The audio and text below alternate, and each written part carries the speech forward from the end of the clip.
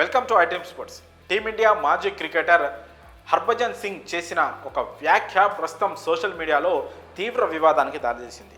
ఆయన ఏమన్నారంటే, ఒక ఏనుగు వెళ్తున్నప్పుడు ఎన్నో కుక్కలు, ముఖ్యంగా డబ్బు తీసుకున్న కుక్కలు మొరుగుతున్నాయి అని ఆయన ఒక సామెతనైతే పోస్ట్ చేయడం జరిగింది.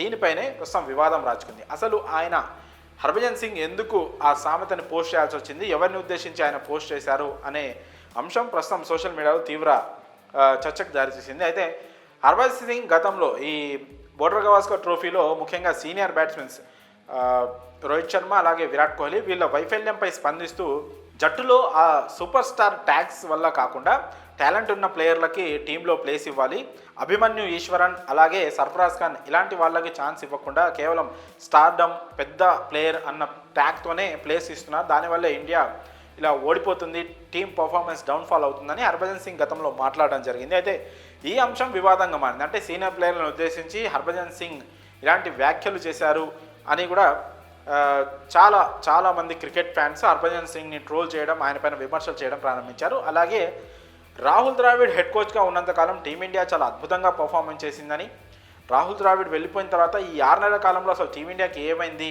సూపర్ స్టార్ ఇమేజ్ వల్లే టీమిండియా ఇంత డౌన్ఫాల్కి గురవుతుందని హర్భజన్ సింగ్ ఆయన విశ్లేషణ, టీం పర్ఫార్మెన్స్పై ఆయన విశ్లేషణ అందించడం జరిగింది. దానిపైన వస్తున్న విమర్శలకి జవాబుగా, ఆ విమర్శలకు కౌంటర్గా హర్భజన్ సింగ్ అయితే ఈ సామెతని, ఏదైతే ఏనుగు దారిన వెళ్తూ ఉంటే కుక్కలు మొరుగుతూ ఉంటాయి అనే ఒక సామెతను పోస్ట్ చేయడం జరిగింది. దానికి డబ్బులు అనే ఇంకో పదం కూడా యాడ్ చేయడం జరిగింది. డబ్బులు తీసుకున్న కుక్కలు మొరుగుతూ ఉంటాయని ఆయన కామెంట్ యాడ్ చేయడం జరిగింది. ప్రస్తుతం దీనిపైన హర్భజన్ సింగ్ చేసిన ఈ పోస్ట్ పైన అయితే తీవ్ర స్థాయిలో చర్చ జరుగుతూ ఉంది.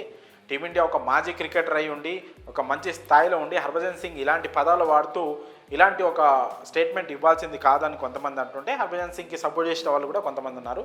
మరి భజ్జీ చేసిన ఈ కామెంట్పై మీ అభిప్రాయాలను కామెంట్స్ రూపంలో తెలియజేయండి.